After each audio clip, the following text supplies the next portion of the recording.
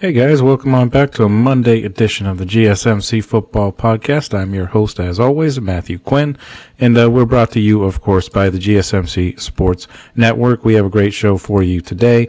Today we're going to be covering a number of topics, one of which just recently came into the news, and that is surrounding Tennessee quarterback, or at least former Tennessee quarterback, Nico Iamaleava.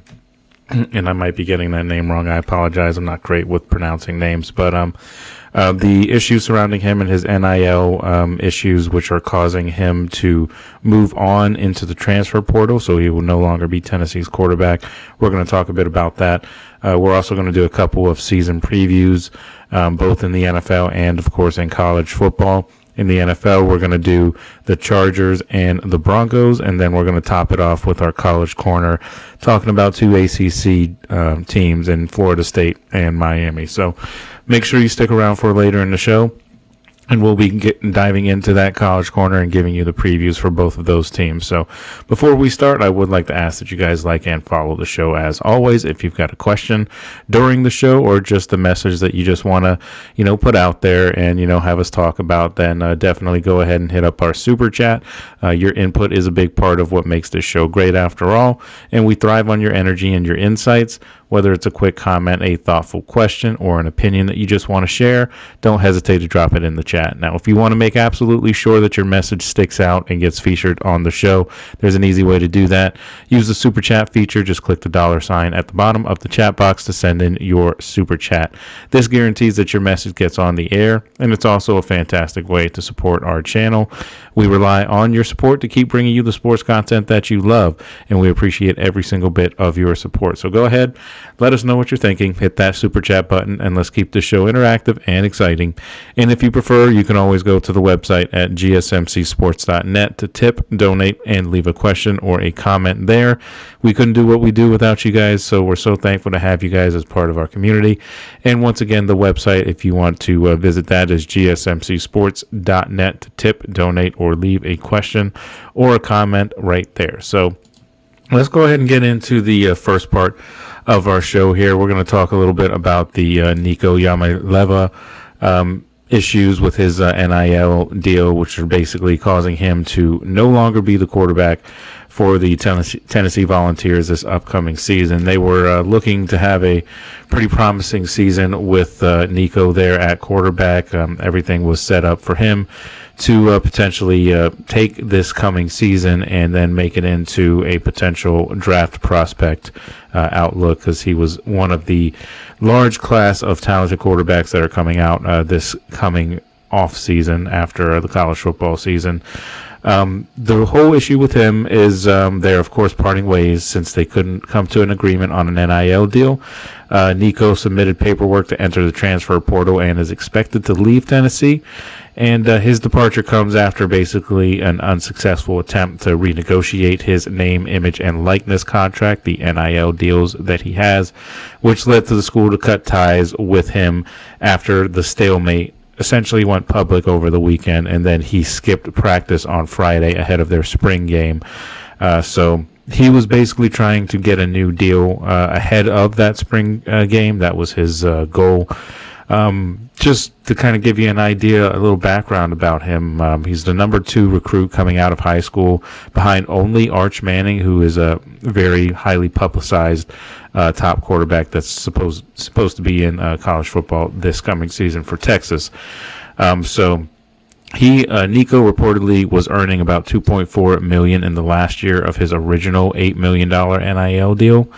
And he was reportedly, one of the players to sign such a deal, and he started receiving payments from that arrangement in high school, and that's according to ESPN. And he was set to begin his third season this coming season with the Volunteers, and this would be his second as their starter. Obviously, that is not going to happen anymore. But since the redshirt sophomore signed with Tennessee, quarterback valuations have risen, and that's kind of part of the whole issue here. with Nico's NIL deal. Just for example, former Georgia quarterback Carson Beck, who is now with Miami, who we're going to talk about later on in the show, he secured an NIL package that paid him about $4 million this year to transfer to Miami. Some other quarterbacks, former Tulane quarterback Darian Mensah, the 112th ranked quarterback in Iamaleava's high school class, actually. He landed a reported 2-year, $8 million deal to transfer to Duke in December. So Nico's idea was that he was going to try and increase his deal to around $4 million, but that was essentially rebuffed by Tennessee. So where he goes right now is really kind of up in the air. He'll have 3 years of eligibility remaining wherever he goes. Now, there are some aspects to that have a little bit of fine print. As long as he avoids the SEC in his transfer portal, he should be able to play this coming season. Now, if he does go to an SEC team, the conference rules restrict those who transfer within the league during the spring transfer window, which, of course, has been open since then, opens on Wednesday. I apologize. If he stays within the conference, he would not be eligible for this coming season. So that would possibly hurt his draft stock. So obviously he wants to try and avoid that. So you would think that he's probably going to go elsewhere outside of the conference, I would imagine, given the ramifications if he was to stay in the SEC. But last year, his first season as a full-time starter, he completed 63% of his passes for just over 2,600 yards and 19 touchdowns. He also had 5 interceptions and added 3 touchdowns on the ground as well. Now, Tennessee has 2 quarterbacks on its roster now and has a commitment from a top-ranked signal caller in next year's recruiting class. So, they're not really in a great spot for quarterback this year now with the whole Nico thing, but they should be set up relatively well going forward in the coming years with their top recruiting class that they have and everything. So, some possible landing spots that he has. Apologize, I'm still trying to fight this cold here. But some possible landing spots that he has is one that I was thinking of was North Carolina head coach Bill Belichick, of course. He is not necessarily happy with his quarterback room as of right now. He doesn't have too many options there. So having Nico come over to Bill Belichick, I think, would do wonders, not only for Nico's career trajectory, of course, being coached by the, of course, greatest NFL coach in, of course, in history. So he's trying to build his name as a college coach now. So having a talented quarterback like Nico in North Carolina would definitely be a win-win for both parties, because Nico would be able to be taught under a very experienced and very successful head coach. And then, of course, North Carolina would get a talented quarterback and have a little bit more answers, in terms of their quarterback questions this coming off season. So that would be an interesting spot for him. Another spot outside of the SEC, of course, because all of these are outside of the SEC. I have Texas Tech, the Red Raiders. They have been the headline makers of this transfer cycle, and they seem to have basically deep pockets, endlessly deep pockets, because they have been, throwing a lot of money around for this transfer cycle. They have a returning starter in Baron Morton, but he probably wouldn't keep Texas Tech from pursuing an upgrade at that position, which Nico would be. So look for them to possibly make a move to try and get him, or if Nico can transfer there, that's a possibility. They're not really up there in terms of being a national champion just yet. They should be an interesting team to watch for sure, but if they do get Nico, they're going to be an even more interesting team to watch. Because there is some hype going around Texas Tech right now because of all the transfer, cycle players that they've brought in, and just their overall preview for this coming season. They look to be a pretty decent team overall. So look out for Texas Tech there. But UCLA is another team that I have on this list of teams that could potentially sign Nico. The Bruins are trying to make waves in the Big Ten since, of course, conference realignment from a year or so ago. And Nico is also from Southern California. So his brother, also Madden, was committed to UCLA at one point during his recruiting process as well. So, a little bit of a reunion there if he was to go to UCLA. But he's a Southern California guy, so that's a possibility for him as well. And UCLA has all of the, money, all of the donors that basically check all of those boxes for NIL for him as well. So there wouldn't be really an issue there. Speaking of California teams, the other team that plays in that same stadium, USC, that's another team to watch out for because obviously Lincoln Riley, the quarterback guru, he is still the coach there at USC, and the Trojans haven't named a starting quarterback yet. We covered them in a few shows ago about USC, and on top of all of that, USC has those resources that would be able to satisfy any kind of NIL price that Nico might have. And if both sides are interested, it seems like pretty much a no-brainer for them to go there. So I think it's a possibility for any one of those teams to sign Nico, but it's going to be interesting to see what he decides to do because he is one of the top prospects coming out of college this coming year. So it'll be interesting to see where he decides to go after this whole mess with the NIL deal kind of went south. So that's everything that I have for this topic. When we come back, though, we're going to dive a little bit into the NFL. We've got two NFL segments today. They're both season previews. We're going to talk about the Chargers next, and then after that, we're going to talk about the Denver Broncos. So stick with us. We're going to take a quick break, and we're going to be right back right after this. I feel like I'm losing my mind. Is everybody in the world blind? Please, Lord, give me a sign, a sign. I feel like I'm losing my mind. Is everybody in the world blind? Please, Lord, give me a sign, a sign. I wanna be the greatest. Everybody on the fake shit. I look around and feel like everybody is the fakest. I make this every day and I'm impatient, hoping one day I blow up from the basement. Statement, the top is so vacant. I don't hear shit that I think is amazing. Waiting for my day when I'm playing sold out shows for 1,000 faces. Hey, give me that crown, get in my way and to be put down. It ain't your place, all this my town. If I want that shit, then I'll get it right now. I'm losing it, the noose it fits. I'm losing shit, a stupid myth. You choose to live or choose to dip. You choose to fight or lose your grip and lose a gift. I feel like I'm losing my mind.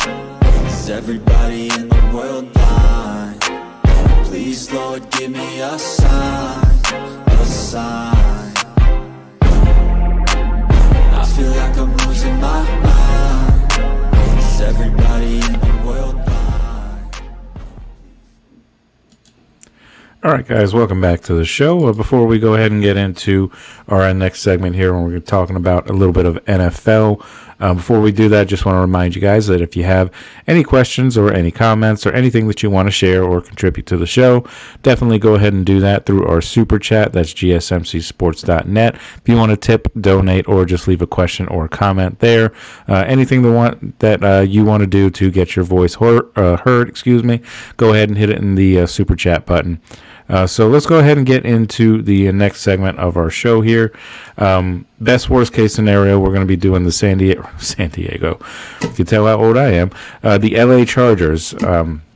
Obviously, last year they are one of three teams in the AFC West that got to the playoffs. And, of course, they were upended in the first round of the playoffs by the Houston Texans in a game that they were actually favored in. And they finished second in the AFC West overall with an 11-6 record under the first year under Jim Harbaugh there. And like I said, they lost to the Texans in the wild card round. And they did last year have one of the best defenses in the league, of course. They were first in the league throughout the entire course of the season in points allowed.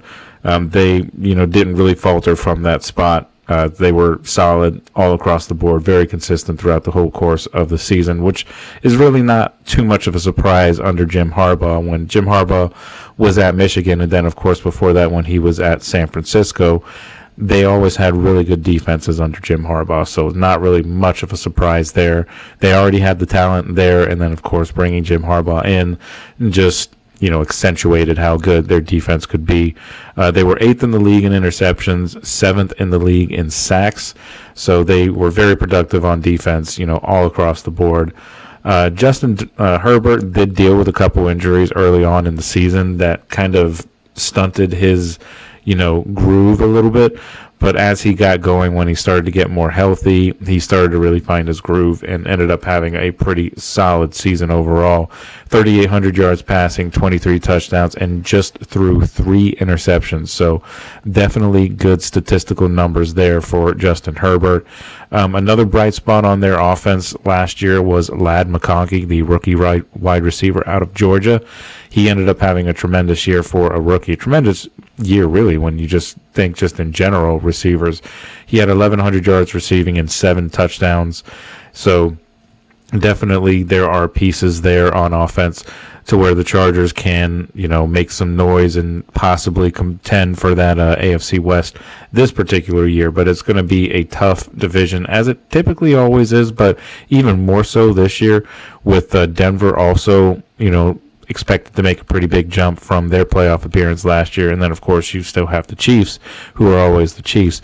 But don't forget about the Raiders either. The Raiders are going to be better this year. They should be anyway, with the additions that they have made, as well as additions that will come in the draft in just a couple of weeks.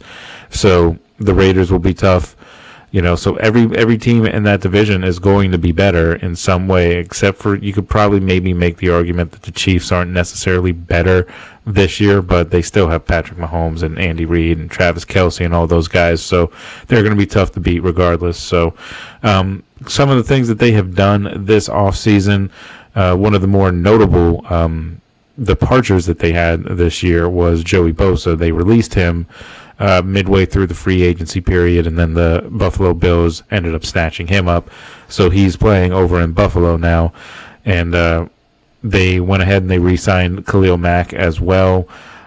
They're probably going to try and boost that position a little bit in the NFL draft, I would imagine. They went out and they got their receiver last year with Ladd McConkey, but they could potentially go in the draft somewhere and get a guy. And they could even go and get a tight end as well, because tight ends are a pretty deep class. And, of course, they lost Joshua Palmer to Pittsburgh in the offseason this past offseason. So they're going to want to try and upgrade that position as well. On the running attack, they went ahead and they signed Najee Harris from the Steelers in the offseason during free agency. So that'll shore up their backfield a little bit. So their backfield should be a little bit better. The thing about Najee Harris is you could never say that he was not reliable. He was very durable. Very, very rarely got hurt. Didn't miss any games when he was in Pittsburgh due to injury. Fought through a lot of things.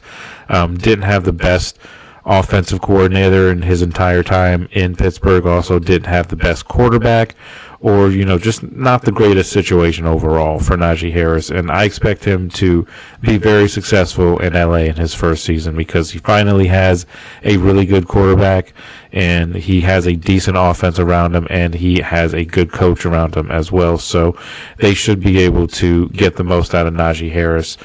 He did have a lot of a workload in his time in Pittsburgh, so that could be a concern, but he's never really had any issues with injuries. And he's also not the type of guy that fumbles very much either, which is a good thing to have if you're a running back, of course. So we'll have to see what he ends up doing, or what the Chargers end up doing with Najee Harris. It'd be interesting to see that. I would imagine they don't run too many options like the Steelers did when they're tossing the ball out to Najee Harris and trying to get him to beat players across the edge, because he doesn't have the speed for that. He's more of a downhill runner, and I'm thinking that he's probably going to get that kind of play, with the Chargers. So we'll have to see overall. But as we continue, best worst case scenario for the Chargers. Best case scenario, I think, is they win the division. That's where I have them overall. Worst case scenario, they finish bottom of the division, and the division is, of course, much improved this offseason. So we'll see how the Chargers end up, at the end of the year when it's all said and done and everything. So I like the Chargers. I think that they could get to 11 wins again. Very, very possible. So it's a good team for the Chargers overall. But we'll have to see what they can do as we go forward here. So Chargers, like I said, best case scenario, they win the division. Worst case scenario, they end up not making the playoffs. I think that's a possibility if they have any issues with injury at all. So that's it for the Chargers. When we come back, we're going to talk about the Broncos a little bit. So stick with us, and we will be right back right after this break. Looking for your daily fix of sports talk without having to pay for it? GSMC Sports Network is available on YouTube. Just search GSMC Sports Network. Get your fix of daily sports talk shows on YouTube, absolutely free. NFL, college football, NBA, MLB, MMA, UFC, fantasy football, and so much more. GSMC Sports Network has shows running all day long, with new sports shows starting every 2 hours. Just like on your favorite cable sports channel, except GSMC Sports Network is absolutely free. Just search GSMC Sports Network on YouTube to catch one of your new favorite shows, like the GSMC College Football Podcast, Chip Shot Football Podcast, Hoops and Heels Women's Sports Podcast, GSMC Basketball Podcast, and so many more. Check it out for yourself. GSMC Sports Network, now available on YouTube absolutely free. Search GSMC Sports Network on YouTube right now. All right, guys, welcome back to the show. We're going to get right into the next part of our segment here, and we're going to talk a little bit about the Denver Broncos. We covered the Chargers in the last segment. So here we're going to talk about the Broncos and what they did last year. Of course, finished 10-7, third in the AFC West. That was enough to get them into the wild card position, and they were, pretty much taken care of pretty easily against Buffalo. 31-7, they lost in that wild card game. Started the game pretty well, actually, with a bomb from Bo Nix that got them a 7-0 lead. They weren't really able to do much after that, as of course Buffalo scored 31 unanswered points and ended up winning 31-7. But overall, Broncos had a very good defense last year. They were third in the league in points per game allowed, first in sacks, third in rushing yards allowed per game. And Bo Nix really did improve as the season went along offensively. He had a total of 3,700 yards and 29 touchdowns with just 12 interceptions, which as a rookie with not a ton of weapons to throw to other than Cortland Sutton. That's pretty impressive numbers for Bo Nix overall.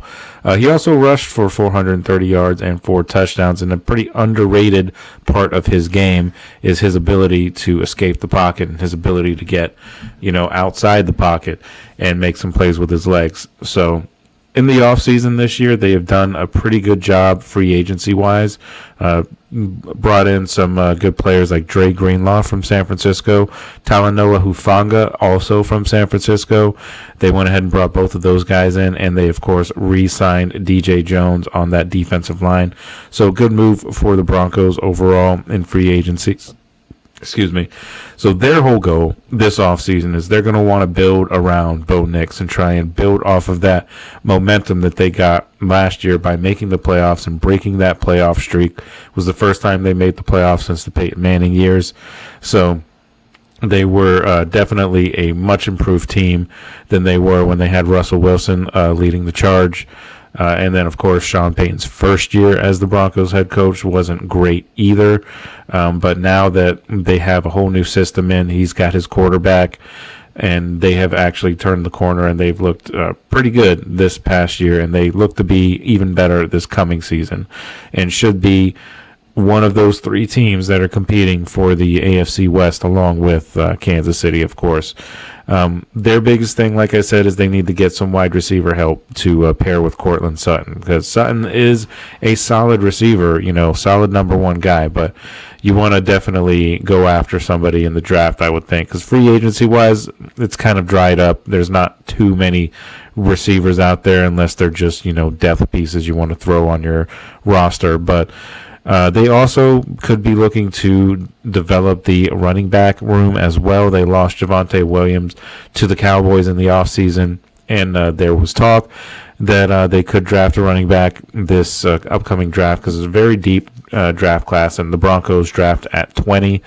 So you would think that a guy like Ashton Jeanty is probably going to be gone by then, because a lot of talk has been having him going to the Raiders, and we talked about the Raiders, of course, before. So he will probably be gone, but that doesn't necessarily mean there won't be options at running back. There's plenty of really good running backs in this draft class this year. There's Amarian Hampton, of course, from North Carolina. I'm not sure if he'll be available or not. It really just depends on team needs, and, of course, if there's any trades or anything like that. Quinshon Judkins from Ohio State. Travion Henderson, also from Ohio State. Cam Scatterbo, tons of guys out there. I'm just listing a few of them. I'm sure I'm missing a ton of them that are out there, but there's a lot of really good running backs to pick from, essentially. So I think the Broncos will go running back at least at some point in this draft. Whether or not it's the first round or not, we'll have to see. They do also need tight end. So Colston Loveland from Michigan is a possibility there. If they don't want to go running back, because you could probably feel like you'd probably get a running back in the second round or so, if you don't get one in the first round. And you can still get a quality running back in the second round as well. So maybe they address a different position in the first round. I remember doing my mock draft several weeks ago. I believe I did have Colston Loveland from Michigan going to Denver at that 20th overall pick. But we will see, because the draft, of course, happens in just a few weeks, of course. So as far as best and worst case scenario for the Broncos, I think the worst case scenario for the Broncos is that Bo Nix takes that sophomore slump that we see in some other quarterbacks, where he had an improved as the season went along. He did improve last year as a rookie, but maybe this year he takes a step back. That's a worst case scenario for the Broncos there, because the success of the Broncos, of course, their defense is very, very good, but it's really going to be wherever Bo Nix can take them, as it normally is with most teams. Quarterback is the straw that stirs the drink, as they say. So if Bo Nix kind of decrease or regresses a little bit in his ability, then that could be a pretty bad situation, especially in a very good division in the AFC West. This is not the year to have a sophomore slump if you're Bo Nix, of course. So so that would be the worst case scenario. I think the Broncos, if Bo Nix just really shows that maybe the rookie year was just kind of a one-off thing, and maybe he won't get to that level again. That would be the worst case scenario. But I don't personally believe that will happen, because I do think Bo Nix is a solid quarterback. I don't think he's, the second coming of Patrick Mahomes or Tom Brady or anything like that. But, I think he's a solid young guy. He kind of puts me in the mind of, in terms of just maximum ability, I could say he could probably be about as good as Kirk Cousins, in the sense that Kirk Cousins, despite the fact that he's very good at making money, that's a whole other conversation, or maybe his agent is just very good at making money, but either way, Kirk Cousins, he is the type of guy that if you put him around the right situation and the right players and receivers and things like that, he can put up really good numbers for you statistically. But then once you get to the games that really matter, he kind of falls short. So I think Bo Nix that's kind of like his ceiling. And if they get a ton of really good really good players around that team, they really build that team up, he doesn't need to be fantastic. He could absolutely be a Kirk Cousins type, and they could still compete for championships, because they have a championship-level defense already, with the Defensive Player of the Year on that defense as well in Pat Surtain.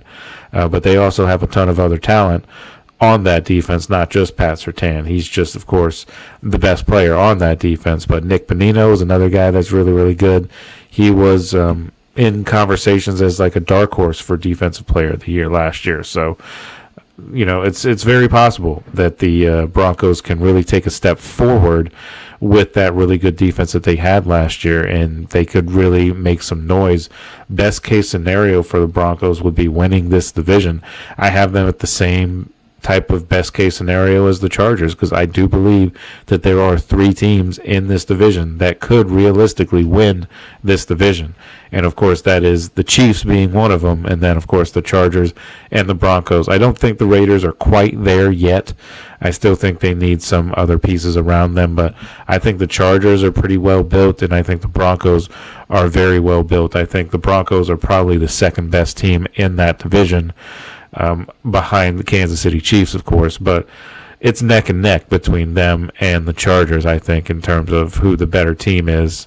It's just that the Broncos, I'm a sucker for defense, and not that the Chargers don't have a good defense. The Chargers definitely do. They've got the numbers to support it, but I just think that the Broncos have more playmakers on defense, and they can be more effective than the Chargers defense because they can make plays. They can get turnovers and get sacks and things like that. Nobody was better than the Broncos at getting sacks last year. And they were in the top 10 in terms of turnovers as well. So, they were very, opportunistic as a defense, and that's what you want especially if you got a young quarterback that you're trying to bring along and have him grow as a passer as well. So having a great defense definitely makes a huge difference. So I have the Broncos. Overall, I have the Broncos competing for the AFC West. I think they absolutely can do that, and I think they'll probably get to possibly about an 11, maybe even 12-win season, and a couple of wins within the division. I think they take one from Kansas City, most likely in Denver, because Kansas City is always a pretty tough place to play. I think they sweep the Raiders, and then they split with the other 2 teams in that division, and they finish with a 12 or 11 or 12 win record. That's what I have the Broncos. That may be a little, steep or a little generous, but I really like what they're doing, and I like what they did this offseason in terms of bringing in more talent on that defense especially. But they just need to build the offense a little bit more, and then they'll be right up there competing in the playoffs and things like that. So that's my Broncos preview. So when we come back, we're going to dive into some college football, and we're going to do our 2 college corners to end the show, talking about Florida State and their outlook, and then finishing the show with the U in Miami. So stick with us, and we will be right back right after this break.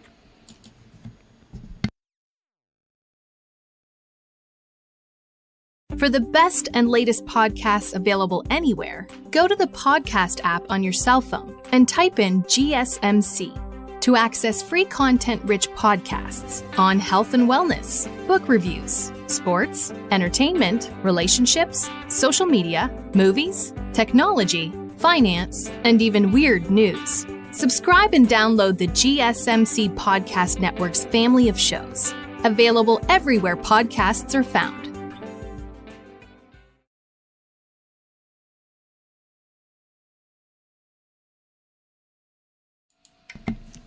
All right, guys, welcome back to the show. We're going to get right into our 4th segment of the day, and we're going to talk about Florida State and their upcoming preview of this upcoming college football season that is in just a few months.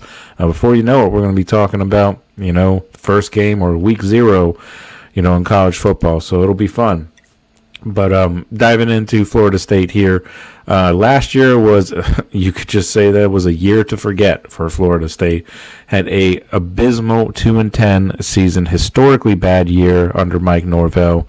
And Mike Norvell wants to quickly turn around this team and kind of turn the page off of that last season, and rightfully so. I mean, they just struggled mightily in just about every single game. They were 0-5 at one point. Didn't look like they were going to win any games at some points. They just were not very good at all. But this past offseason, or this current offseason that we are in, they went through some coaching overhaul as well. Former UCF head coach and former offensive guru, Gus Malzahn, he is FSU's new offensive coordinator, and they went ahead and hired Nebraska's Tony White for the defense to help hopefully turn things around for that defense, because they struggled a lot last year as the season went along. But as far as their quarterback situation is concerned, they secured Boston College transfer quarterback Thomas Castellanos from the transfer portal in the offseason. He has previous history with Gus Malzahn when they were at UCF together, so there's already chemistry under center there. And also the Seminoles also acquired the number 7 nationally ranked transfer class this past season. So that should benefit this team that is trying to basically bounce back from a horrible season that they had last year. And they're going to start their new season, that bounce back, against Alabama on August 30th. So, not starting, for the faint of heart. It's a tough game right off the, jump here. So if they're going to want to be a better team or looked at more positively, it's going to go a long way in determining what kind of season they have once they play Alabama.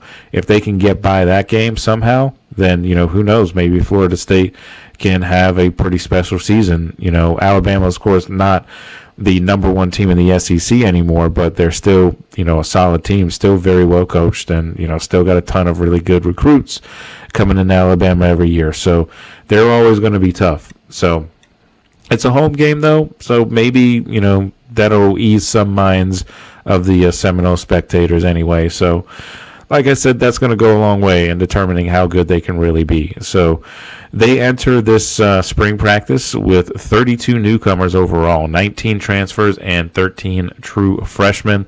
Their transfer class was 5th nationally and is 1st in the ACC.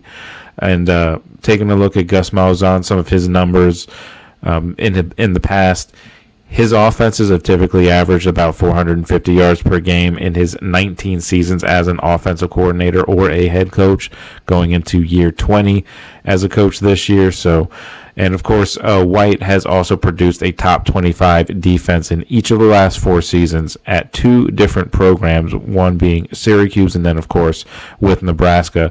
And in the last 2 seasons, which is 24 games, his defense held opponents to 20 points or fewer 15 total times.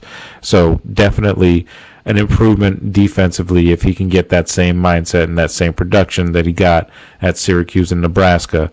Then Florida State will be back to being competitive, in a season last year that nobody expected them to be that bad.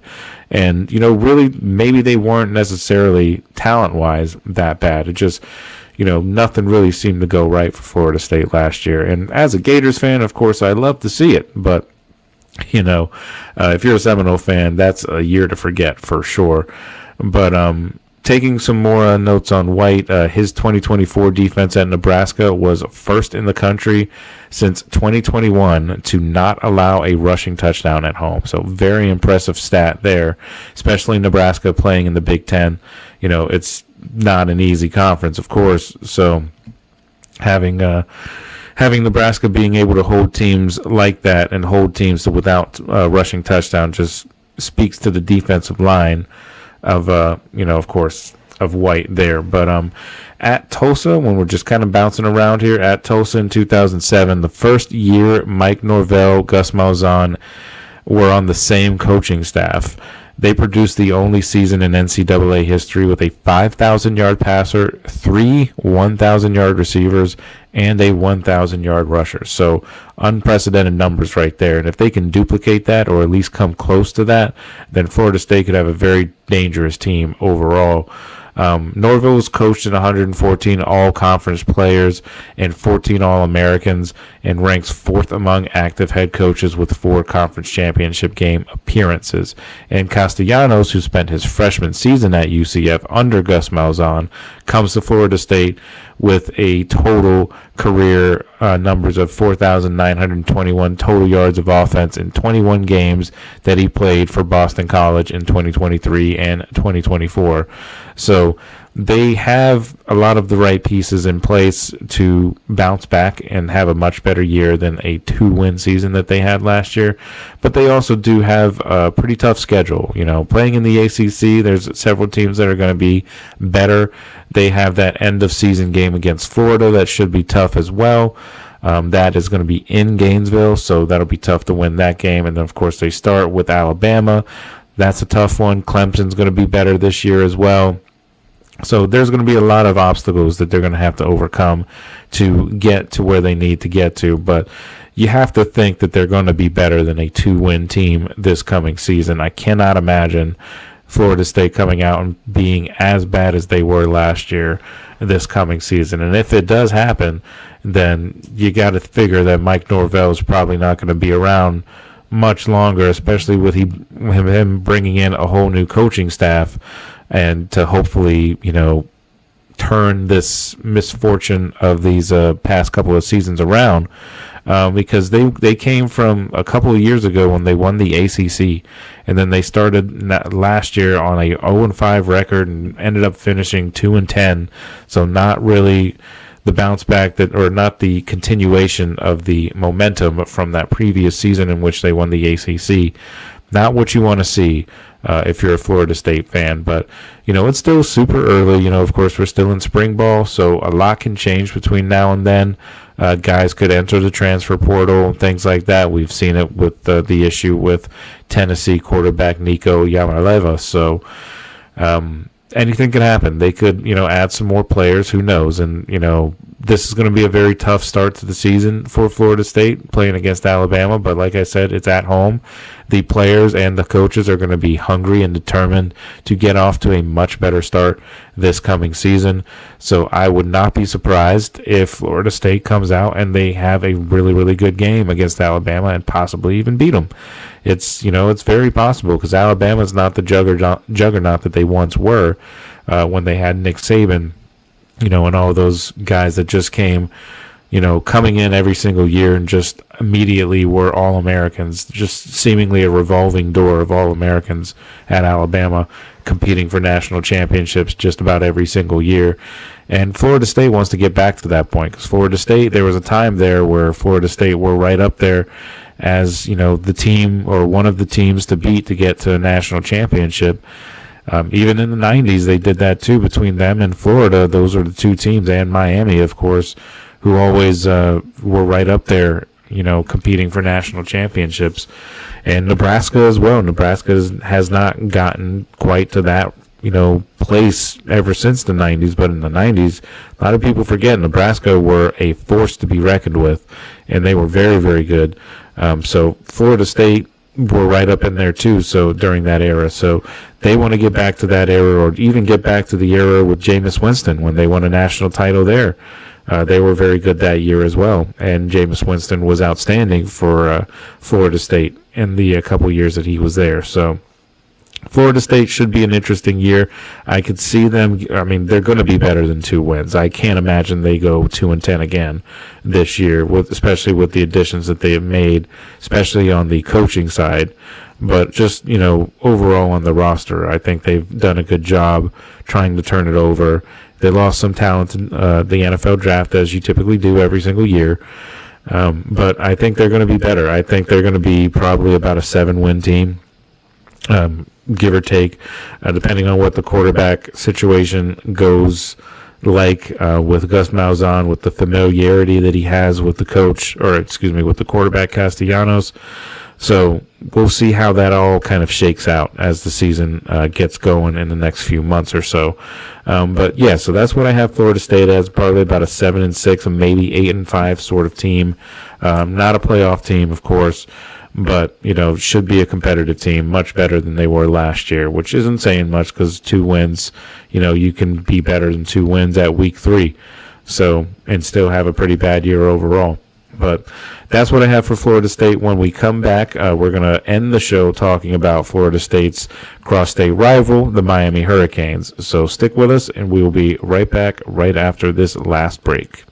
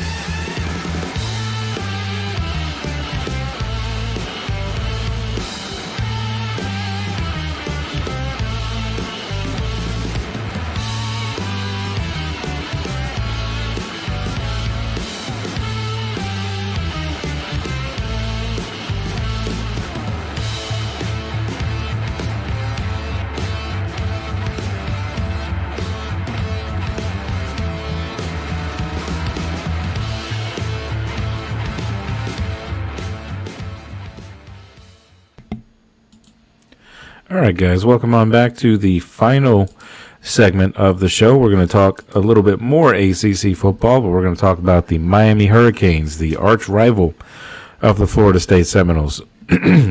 So Miami, of course, losing their generational talent in Cam Ward, that quarterback.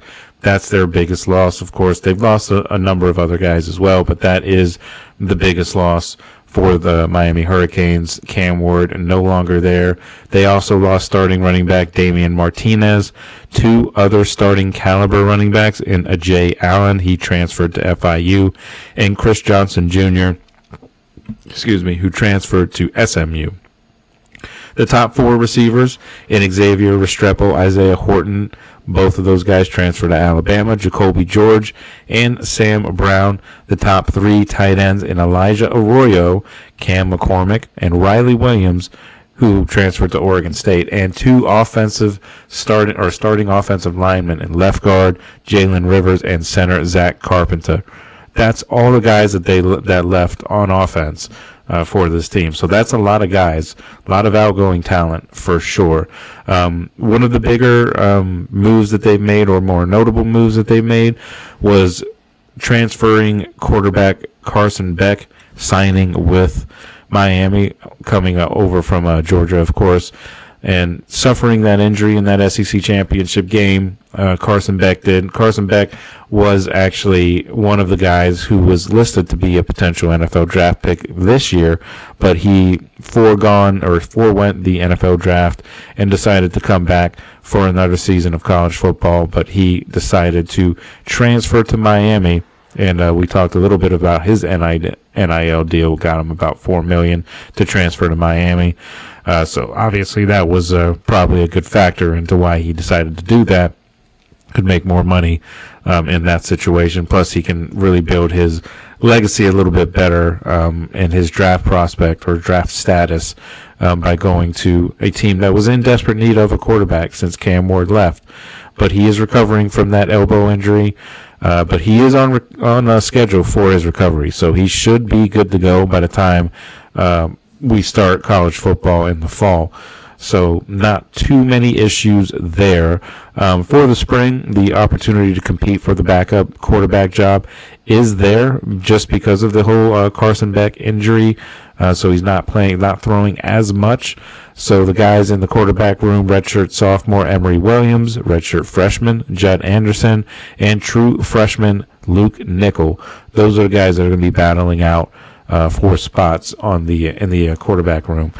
Williams has the most experience, and he's likely going to be the backup next year. He's going to be the number 2 guy, Emory Williams. Anderson is an interesting prospect because he's a big physical player with a ton of athletic ability, sort of think like a Cam Newton sort of guy. But he's still in his development phase for sure, so he's not all the way there in terms of where you want him to be at the quarterback position. So, we'll see how he develops as we go along and everything. So the other guy in that quarterback room, though, is the guy that you really should look out for. He probably has the highest ceiling, and that is Luke Nickel, of course. He's coming in as the highest rated signee, and he crafted a very elite high school football career, which ended with him winning Georgia's Mr. Football Award, and he also was named a high school football All-American. So definitely a guy that you want to keep an eye on. He's not going to be the starter this year, most likely, but he's definitely going to be a guy that you want to keep a good eye on, because he could be the quarterback of the future for Miami. We'll have to see, of course. At the running back position, Mark Fletcher Jr. goes from the rotational player that he was to the unquestioned starter for Miami this year. He's also going to be pushed by Jordan Lyle. He's a talented sophomore who earned pretty significant snaps last year as a true freshman. And early enrollee Gerard Pringle Jr., who has that speed that you want to see in a running back. He's got blazing home run speed. So that's a guy that's going to be very fun to watch as well. Chris Wheatley-Humphrey is another speedster in the backfield who could cause some problems for defenses, and he could also get some snaps this season as well. So it's a pretty deep running back class. They can get a lot of different types of play styles from their different running backs, and then, of course, they've got the speedsters too, which definitely helps. At the receiver position, gone are Miami's top 4 receivers from 2024, so there is plenty of room for the recruits that Miami has compiled over the last 2 cycles of the transfer portal to earn a spot in the rotation for this coming fall. Liberty and LSU transfer C.J. Daniels will likely sit out the spring so that he can fully recover from the heel injury that has kind of cost him issues when he was at LSU. He'll be a pretty important part of Miami's pass game once he gets involved on the team, once he starts getting healthy and starts to, get some snaps in practice and things like that. But the competition for playing time to watch among the young players in the room will be one of those top battles to watch. Excuse me, I just completely butchered that sentence, but that's going to be one of the top battles to watch for sure. Guys like Ray Joseph, JoJo Trader, Nye Carr, Chance Robinson, Joshua Moore, Dalen Upshaw, and Malachi Toney. All of those guys will do their best to show the coaches that they're ready for those roles and ready to step up this upcoming season. So the early reviews on those trio of freshmen, which are Moore, Toney, and Upshaw, they have been very, very positive. They are impressing their coaches so far, so hopefully that continues for Miami as the season gets going. To replace the outgoing trio at tight end of Elijah Arroyo, Cam McCormick, and Riley Williams, Miami added Tulane transfer Alex Ballman and UAB transfer Jack Nickel, who is actually the older brother of the quarterback who has the high ceiling, that is Luke Nickel.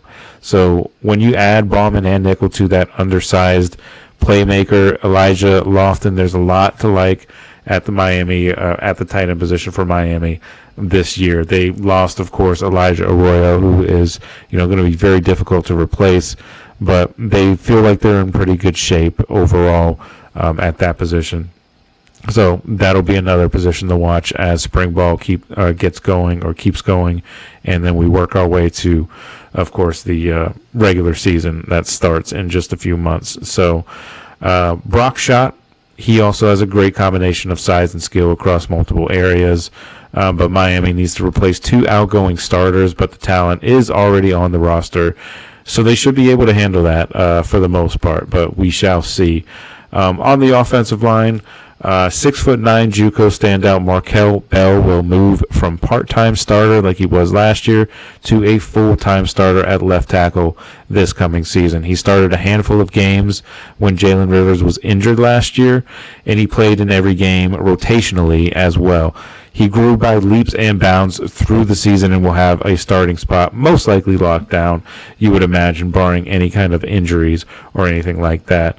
Matthew McCoy also, he should have the left guard spot pretty much on lock. He's a bigger, more physical type of player than most of the other options that Miami has, and he also developed pretty well during last season as well. So they do lose several contributors, though, to the defensive line. So that 2 deep, formation that they basically have lost a lot of those guys. Gone are edge rushers Elijah Alston and Tyler Barron. Defensive tackles Simeon Barrow. He was a first-team All-ACC last year. C.J. Clark, Anthony Campbell, and Marley Cook, those are all guys that are gone. That's a lot of snaps that they're going to have to try and overcome or try and replace. So we'll have to see what they do there, but Miami should be able to withstand those losses for the most part. At the edge position, the key this spring is going to be developing the next group of pass rushers on this defense. Leading the way, you got guys like Marquise Lightfoot, who's a talented sophomore. He's got a ton of potential. And Hayden Lowe, who is actually a 5-star recruit. He's been pretty favorably looked upon. He's actually been compared to former first-round pick Kayvon Thibodeau, who, of course, now is with the New York Giants. So that's a good comparison because he's a very good linebacker, of course, or edge rusher. And he was just as good in college as well as he still currently is in the NFL. He's had some injury issues, but, for the most part, he's still very good. Miami's secondary is really where they need the most improvement. They were absolutely atrocious last year, and that's going to be where most of the work is going to be put in, is trying to address that position. It's the group also with the largest amount of turnovers. So in a way, you could kind of hope that maybe some of the bad habits go out the door with some of the players that are now gone as well. That's only time will tell as far as that is concerned. But at corner, they do have a pretty solid player and Rookie of the Year last year, freshman All-American, O.J. Frederick. He's going to be their starting corner on the one side. They did add a ton of transfers in the secondary. Charles Brantley coming over from Michigan State, Emmanuel Carnley from Arizona, Xavier Lucas from Wisconsin, and Ethan O'Connor from Washington State. All of those guys are joining the roster through the transfer portal this spring. So definitely some depth pieces there and some new bodies there. So hopefully that'll, equate to a better performance or better showing on the field on the back end of that secondary. The leading returner, speaking of the back end, the leading returner at safety is sophomore Zaquan Patterson. Miami would absolutely love for him to take a big step forward in his development and his performance to lock down the starting spot right there, because those are the biggest questions for Miami, is especially on defense. That secondary was not very good last year as well, to put it lightly, so that's going to be the key area. Carson Beck is a solid quarterback on offense, so they should be relatively okay offensively. We're not really ready to say he's going to be as good as how Cam Ward was for Miami, but Carson Beck still has that talent, so that'll be an exciting sort of theme to watch for Miami overall as we get things going here. But that's everything I have for Miami. I have them being a pretty competitive team, but I don't have them doing much, more damage than what FSU did. Maybe an 8-win season, possibly a 9-win season, depending on how that secondary looks. If that secondary's improved, then, maybe they can possibly squeak into the college football playoff. Who knows? But it's going to be a lot of work that needs to be done for that to happen. So that's it for this show. I hope you guys enjoyed it. Again, I apologize. I am still kind of getting over a cold, so I apologize about anything that seemed cold related. But I hope you guys did enjoy the show. Always a joy to bring it to you guys. Thank you guys for tuning in. And, of course, we're always presented by GSMC Sports Network. Your support means a lot to us, so please remember to subscribe to the show and leave a positive review. Really does make a difference. And we also invite you to follow us on all the social medias like Facebook, X, TikTok, and Instagram if you want to get more content and more updates. So thank you once again, and I hope you guys have a wonderful night, and we'll see you guys same place, same time, right here on the GSMC Football Podcast. So I appreciate you guys all for listening, and hope you guys have a great night.